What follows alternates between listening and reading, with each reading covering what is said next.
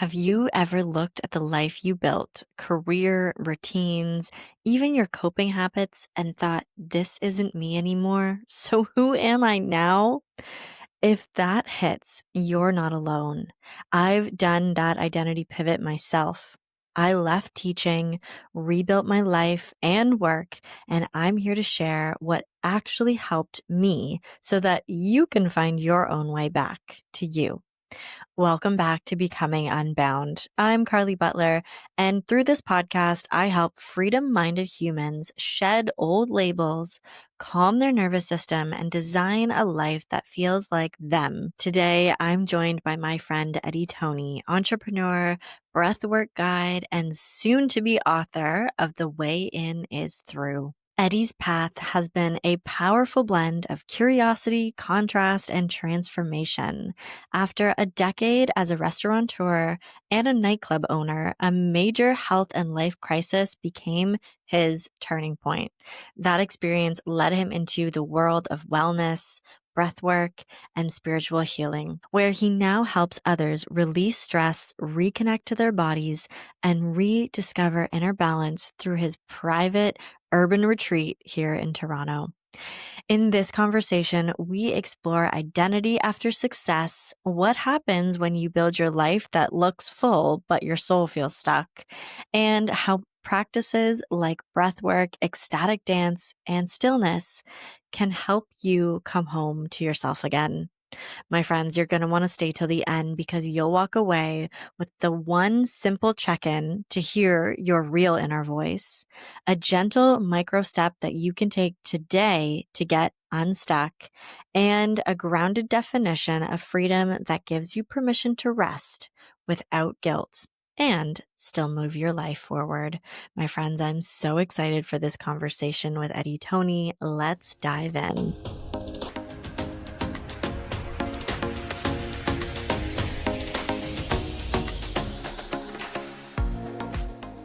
All right, Eddy, welcome to the podcast, Becoming Unbound. I can't wait to hear your story. How's it going? Wonderful. Thanks for having me, Carly. Yeah, amazing.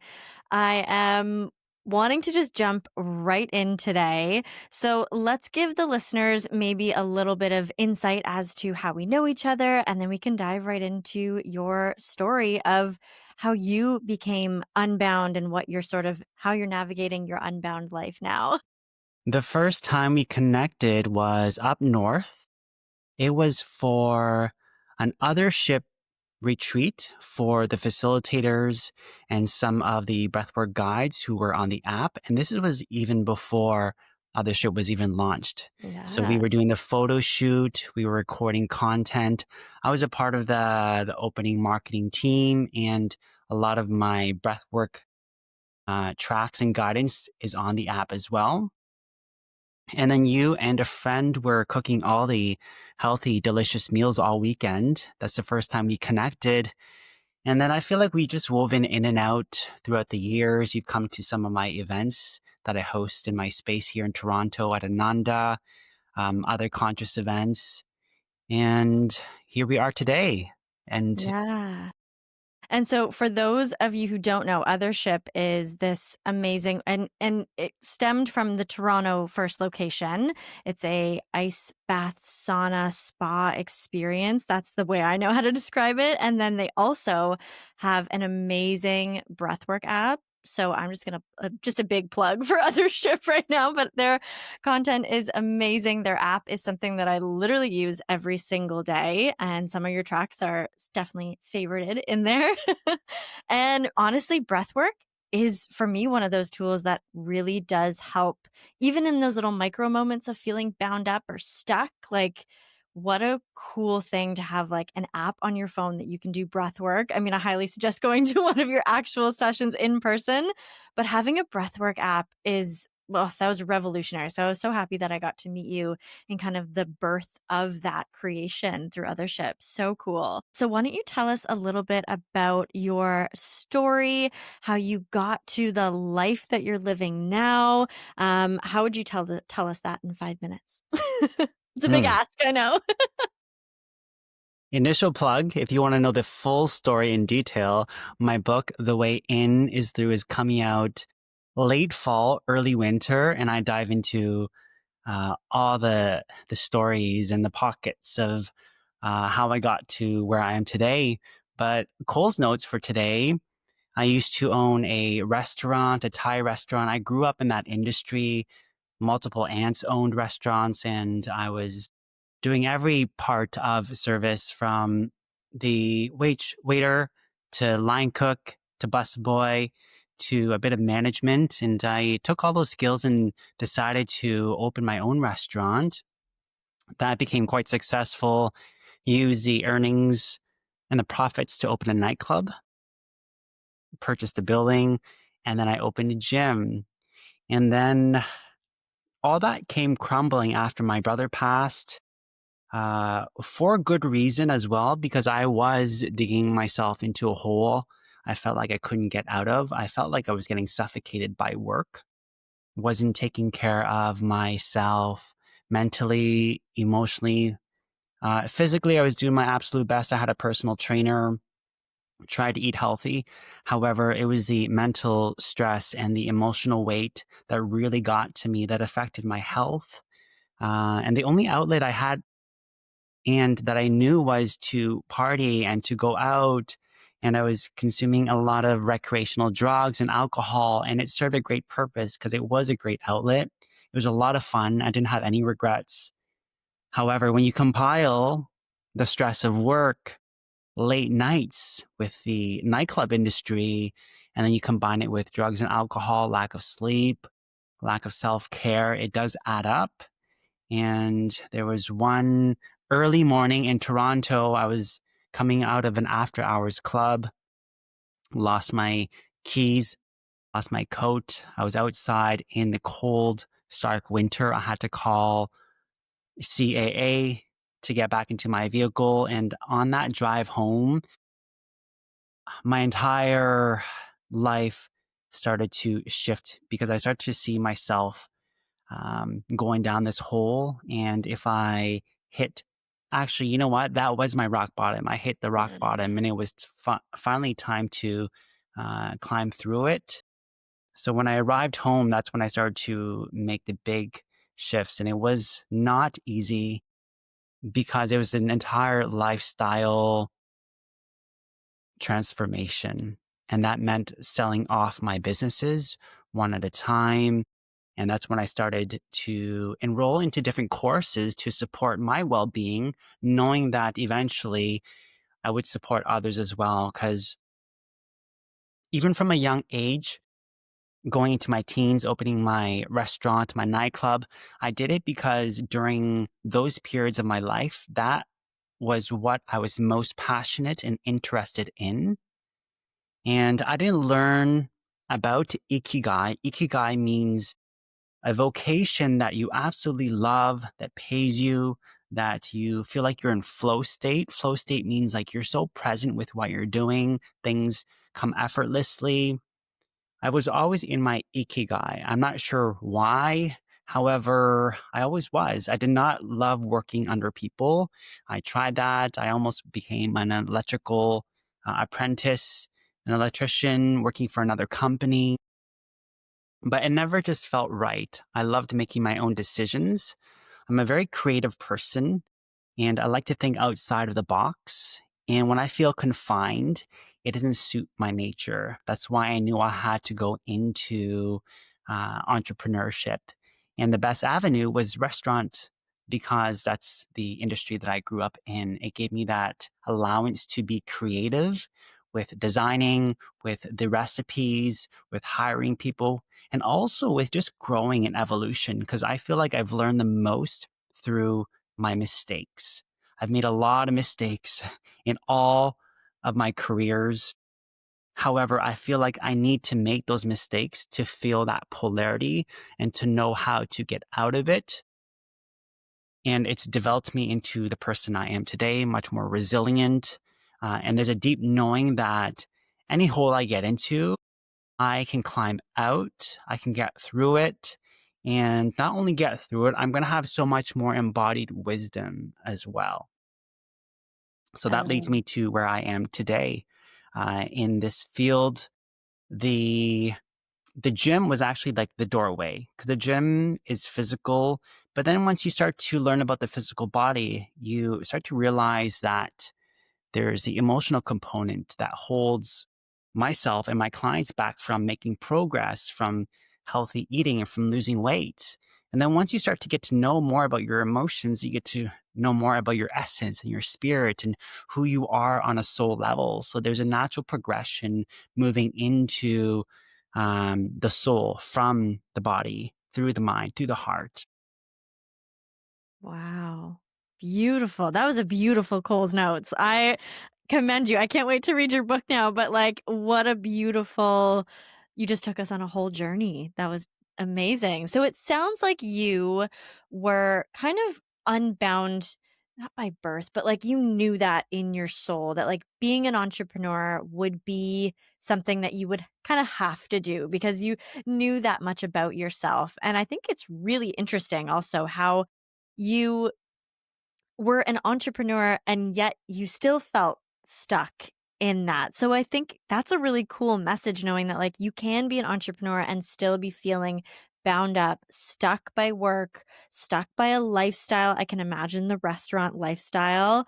I have had a very small glimpse of it through friends, but I can imagine it's not quite working with our circadian rhythms and like the natural seasons of life and our sort of the way the sun comes up. I have a feeling in that lifestyle, there's a couple sunrises that you saw. So, wow, like to be an entrepreneur and then to still recognize that you were stuck and possibly going down a road of not so many healthy choices, even though you were having a blast. All Yeah, right. there's a paradox there because a lot of people, including myself, we go into entrepreneurship because it does allow for a sense of freedom. There's Mm-hmm. nobody on top of you telling you what to do, creating your own schedule. However, once you start on this path, you realize that uh, there's no one on top of you telling you what to do, but the business itself, the clients, the staff, the duties, that becomes the cage. And I don't want to say that's necessarily a bad thing because, there's pros and cons to every path.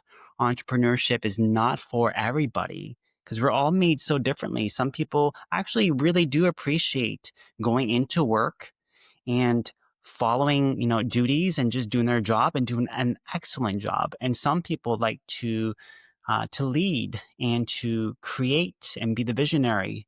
And we need all sorts of people in every area.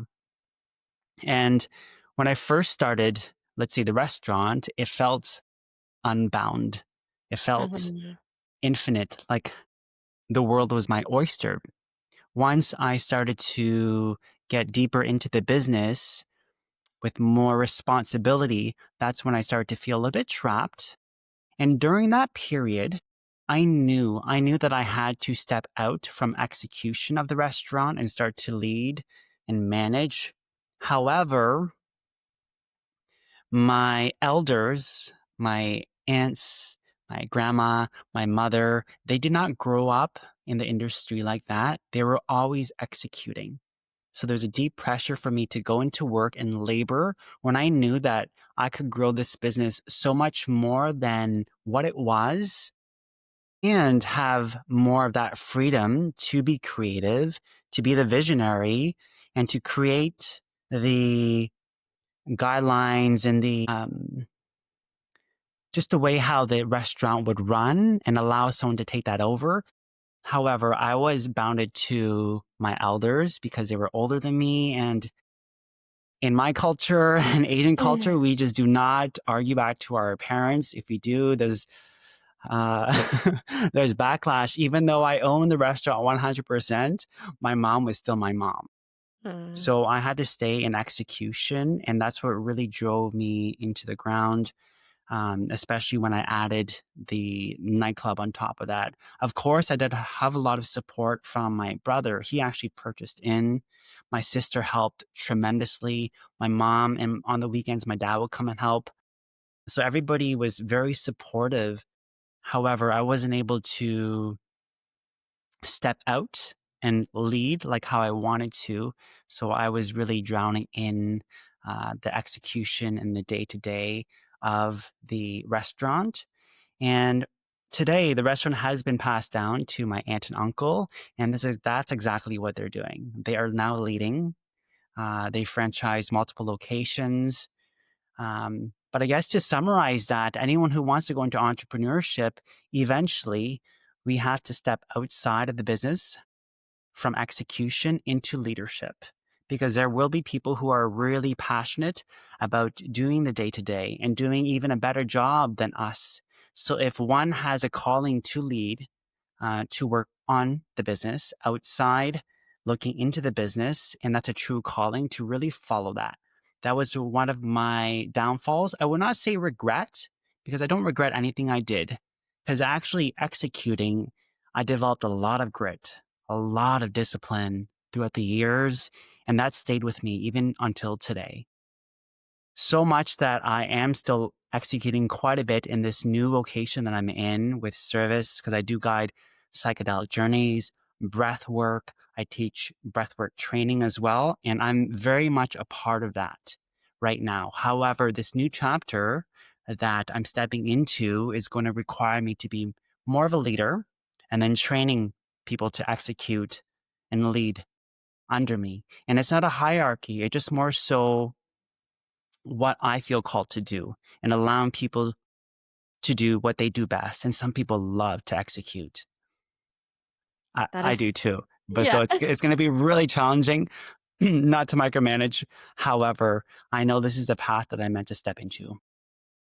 Wow, you bring up so many amazing things. And I think it's so important for people to understand that if you are going to become unbound, let's say you are stuck in a 9 to 5 and you're like, hey, I want to do something else.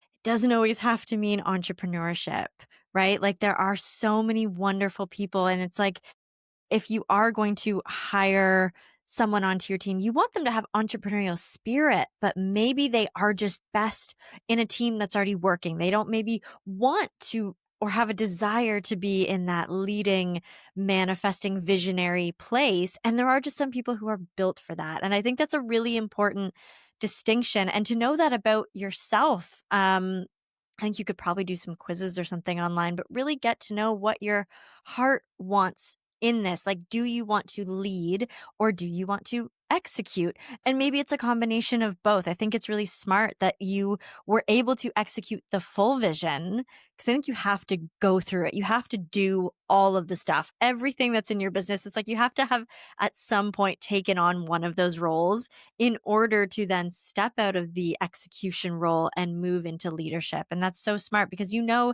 the ins and outs and every single detail of the business. And it's so beautiful that you're in a new chapter where you kind of get to do that same thing again and really move into that leadership and that visionary place for yourself. How that's oh, it gives me like goosebumps that you've just figured you've gone through this like personal growth journey. And I think that's what people say about entrepreneurship, that it is a personal growth journey on steroids. Absolutely. And I did some short courses. My longest schooling was 6 months in Mm, restaurant, hotel, casino mm, management. But the rest was school of hard knocks. It was me in the business, learning from my mistakes. It was not textbook. So a lot of the wisdom I carry is fully embodied and lived through. And you're absolutely right. Before you step into leadership, you must go through those initiations to know how it really feels like. So then you develop empathy, you develop the wisdom that's embodied to be able to lead from that authentic place. And I love that you mentioned, is there a quiz out there to know what direction to go? There's something that I guide some of my private clients through is a priorities and a values determination test to see what each individual person values the absolute most in their life. And that's where we begin. Because oftentimes society, elders, friends, they project their values onto you. And sometimes we take that on. For example, my mom's value was execution yeah. and being in it. That's why she was never an entrepreneur. Her sisters were restaurant owners. She always worked the floor, either as a kitchen chef or a head waitress, because that's what she loved. She did not want the headache, the responsibility, the accounting, the management, the leadership. She just wanted to go in and do her magic and sign out and go home and be peaceful. Yeah. So that was her value. My values are a little bit different. I wanted that extra challenge. I wanted to lead. I wanted to be the visionary. So we really got to check in with ourselves to see beyond the noise of what we truly want for ourselves and allow that to be the guiding compass when we are faced with a decision to make. Yes, getting clear on values is we've talked about it a lot on this podcast, but it is so crucial to know thyself first, to understand where to start to carve that path, that direction for yourself. Because, yeah, you could live a life of like just a full life of execution, but knowing that like there's something in your heart that you're like, I really want to lead and I have a vision for something. And yeah, I think some people are really great for working to work with others. Some great people are really great at working on projects with others, and some people just want to work for themselves and be the one that creates the projects.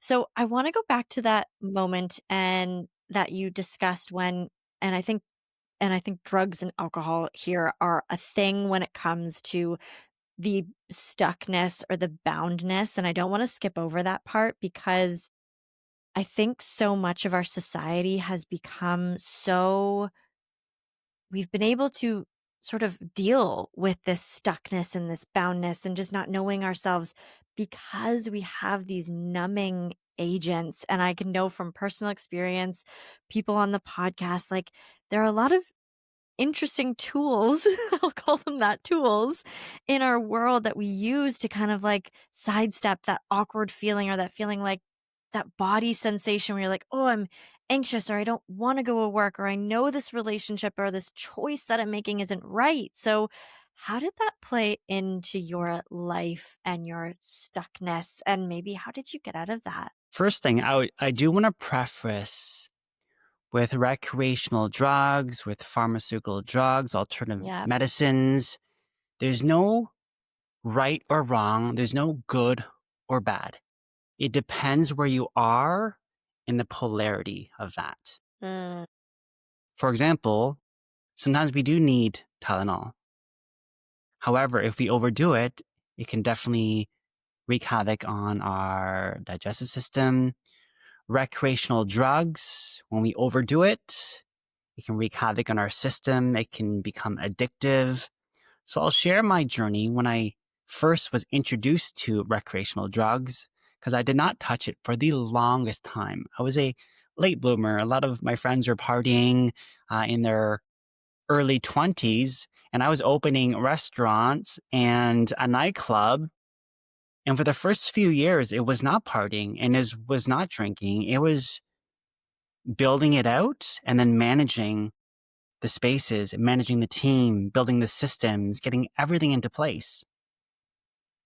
And it was in the, I believe, second year of my nightclub, my partner and I broke up, and I went into some grieving, some sadness, a little bit of depression. It was quite long. It was 6 to 8 months where I did not feel like myself. So I decided to step back from management and started to become the party. So I started to engage, walk around, talk to the clients. I started to create theme parties. And at this point, because I was not used to being very social, I was very introverted and shy. And that based from some early childhood trauma. I couldn't get myself out of my discomfort of being social. And I was introduced to MDMA at a music festival, and that just opened up my heart. When I say heart opening, I meant that I had this natural inclination to want to speak my love for people, to hug them, to be expressive, to dance. And I surprised myself. I'm like, this is in me. And all it took was a little pill to access it. This is God sent. And I continued that for several years. Of course, the first couple of years, it was more intake. And then, of course, your serotonin receptors start to get fried. You need more. So the effects are to wear off. However, I was able to access a part of myself that I couldn't access without the drug. And there was a turning point where I knew that the effects were dwindling. My emotions were becoming more dull now, and I had to stop. So what I decided to do was remember that feeling of how it was to be on MDMA and to start to pretend to act that way. Literally, I remember, Wow. okay, just pretend you're on the drug. Nobody knows. It's all inner work. And I had to really fake it for a long time. And that's a whole entire story. Yeah. But that's how I really got myself out of it and started to embody those feelings. And if you want to name it, that's what I would call integration. Mm. Yeah, even in a psychedelic journey that I guide right now with psilocybin. So, psilocybin takes one into their subconscious to learn more about themselves, their shadows, and the aspects of themselves they've been suppressing, bringing them back to old memories, also accessing inspiration, creativity, uh, a deep sense of that somatic, visceral love for themselves, for others. People do experience that in their journeys, but once they come out of it, I really teach people to embody it by practicing what they learned outside of the journey. That's how you really lock it in. And with psilocybin, because there is a neuroplastic quality to it, meaning that it's much easier for us to rewire our brain synapses, our neural pathways. And people do naturally, they feel much lighter and better, clear, more loving post psychedelic journey with psilocybin. But to really anchor it in, they do need to use their conscious awareness um, to do more of it, to like lock it in, even when they don't feel like it, because it's going to build those new neural pathways. And this whole journey with psychedelics that I'm in now, it actually started and stemmed from recreational use of MDMA, of LSD, of mushrooms in those settings. And now I use them much more intentionally in this setting, specifically psilocybin. Wow, what a beautiful journey, wild journey.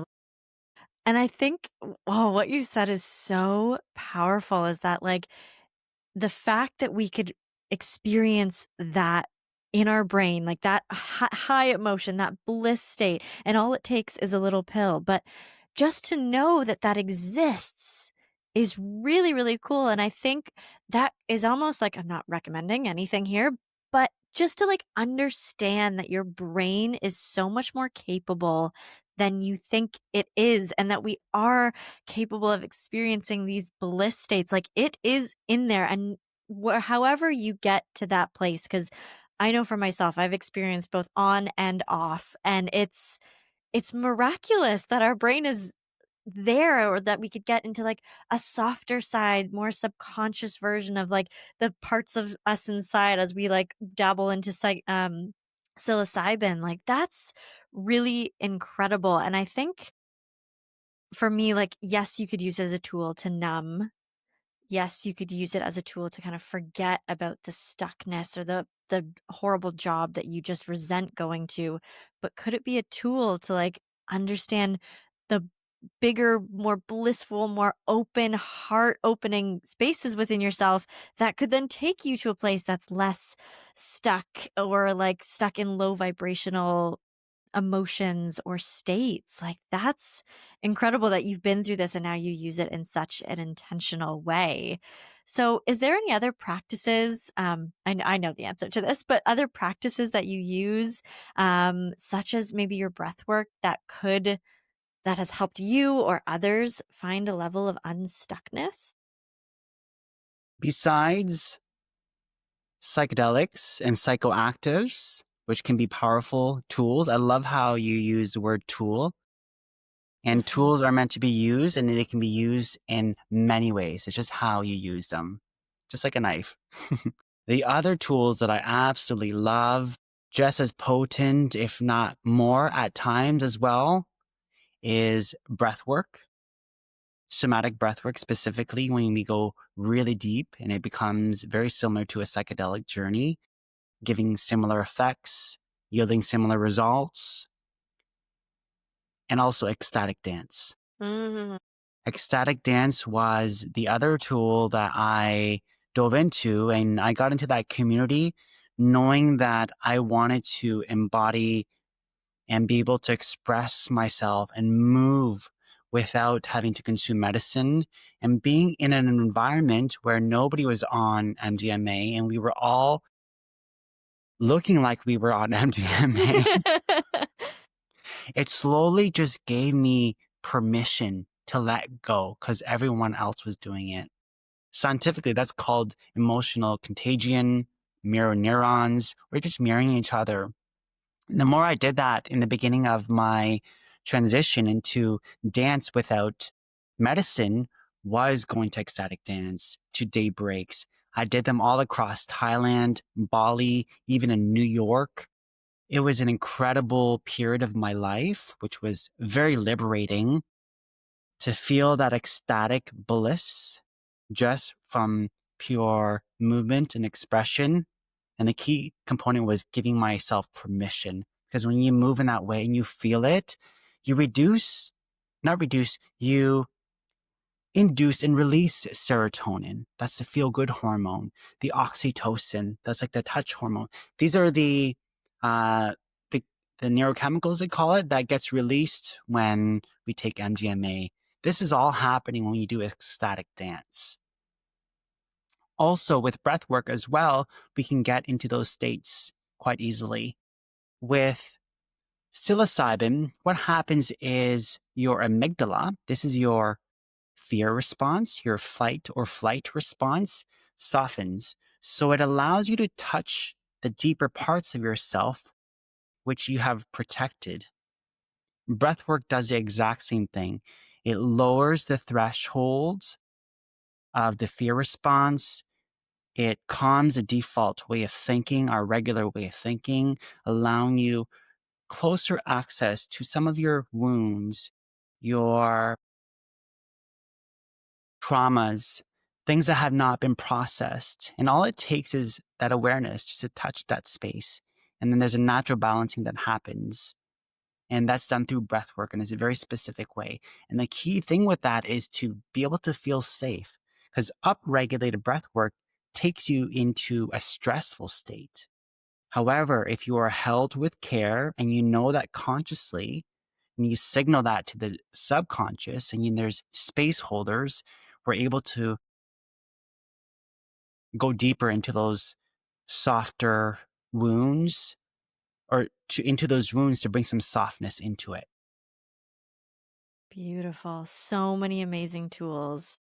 And I think it's everyone has to go through that journey, just like entrepreneurship, and you just discover all these things and make mistakes and understand that, like, understanding how these tools can play a role in your life. And I think as we mature and understand them more and understand ourselves, it's this beautiful evolution of how can we use these tools. And I love the place that you're at now where there's this like deep conscious awareness around what tools and things to use to not only help yourself but then to help others.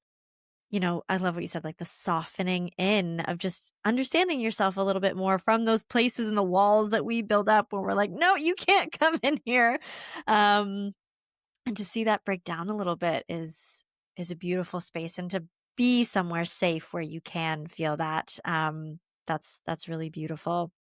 So, Eddie, I ask everyone on this podcast, what is your version or definition of freedom? I mean, you thought it was entrepreneurship and working for yourself, and that family kind of your family passed on a whole industry to you. And so now you're into a completely different space. You're in the process, almost finished writing a book. Like, what does this freedom journey look like? And how would you define it right now in your everyday? Freedom is multiple layers for me. The one that really stands out right now is the ability to be myself, to express myself in how I choose, to be playful, to be grounded, to be creative, to be lazy, to be anything in what I feel in that moment.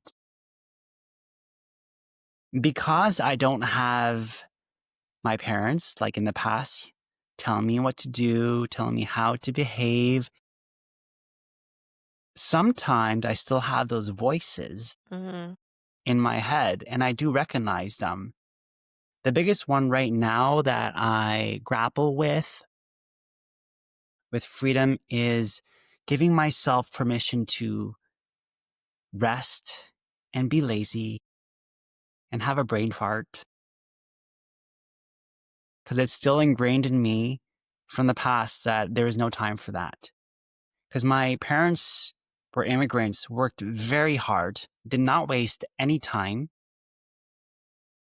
We didn't come from a wealthy upbringing. However, they did such a great job into bringing the absolute best life they could for us. And I admire their dedication and their grit. And even though now my mom, she's shifted her entire perspective because she is retired.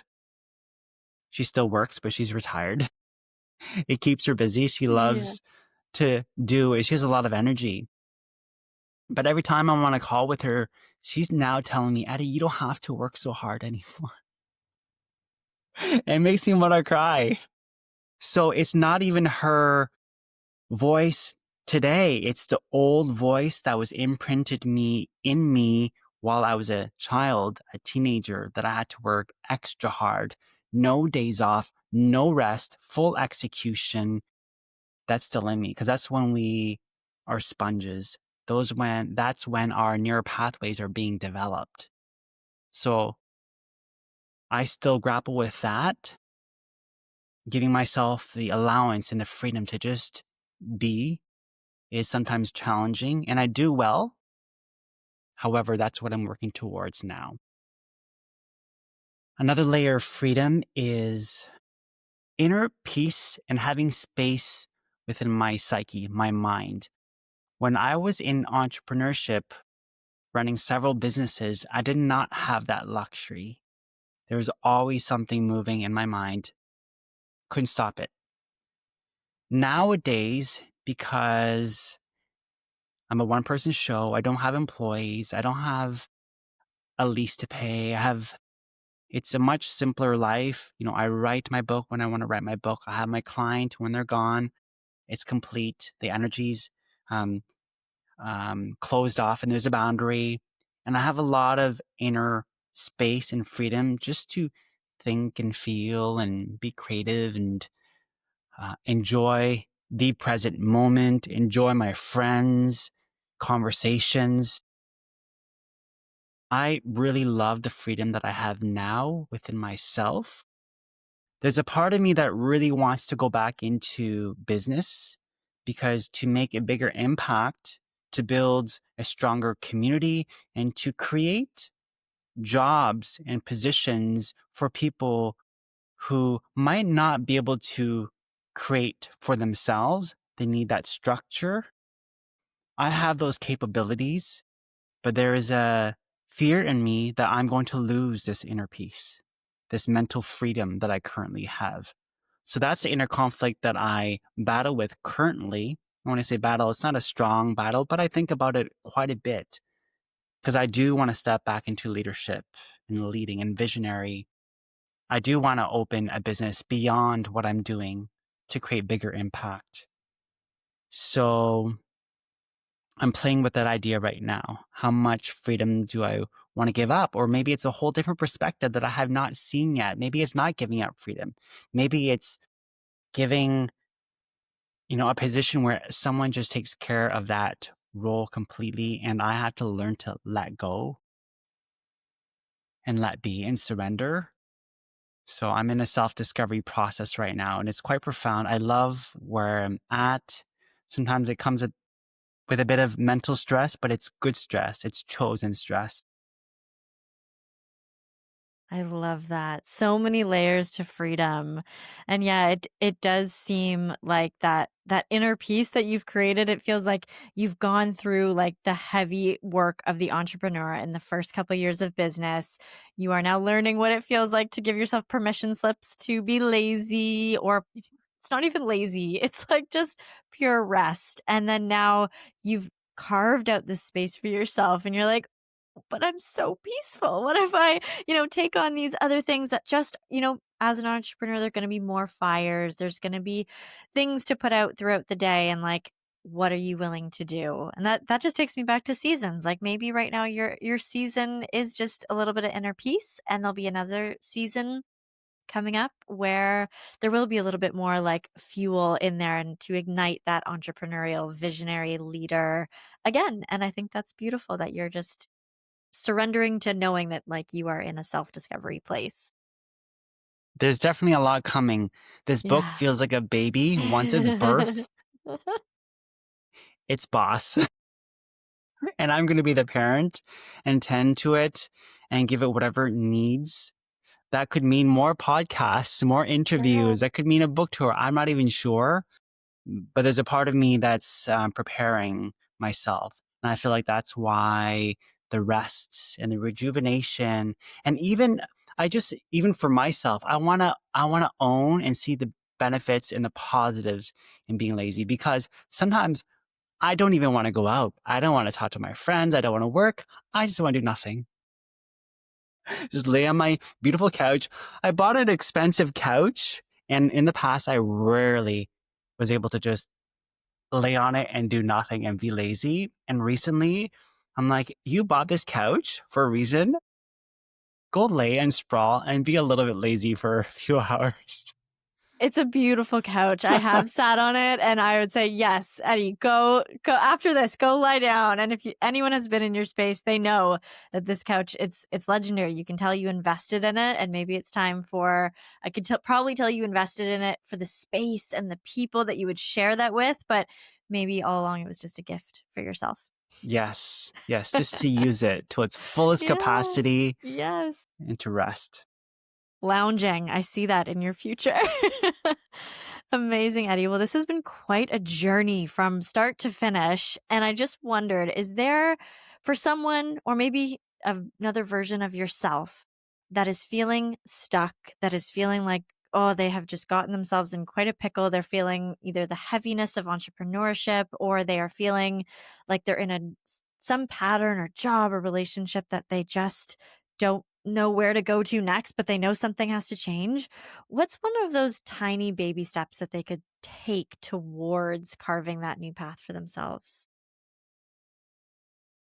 I genuinely feel like each person really knows the answer in that moment for what they need. So my advice would be go take a walk with nothing in your ears and just listen to yourself. What do I really need right now? And right now, not a year, 2, 3 years down the road, like right now. And whatever drops in, trust that voice and just act upon it and see what happens. It could be scary. It could be scary. And there's no right or wrongs because once you take that first step, you're going to gain so much more information about yourself, about that path. And there's nothing wrong with a step back either. That is part of the process. Sometimes we just have to dip our toes just to feel it out. That would be the first step. Second, if you really need some support, guidance, there's lots of people out there, myself included. Not right now, but that's what I do. I coach people. I hold their hand while they're making these big decisions. And I don't guide them with what I want for them. I pull it out of them and I hold them accountable. That's all I do. The answers do not come from me. I just reflect back what my clients are saying and I hold them accountable because we all truly know what we need for ourselves. Anything coming in from the external, take it as an offering. Sometimes it's a projection. Sometimes projections do help as well. But at the end of the day, you really have to trust and believe in yourself.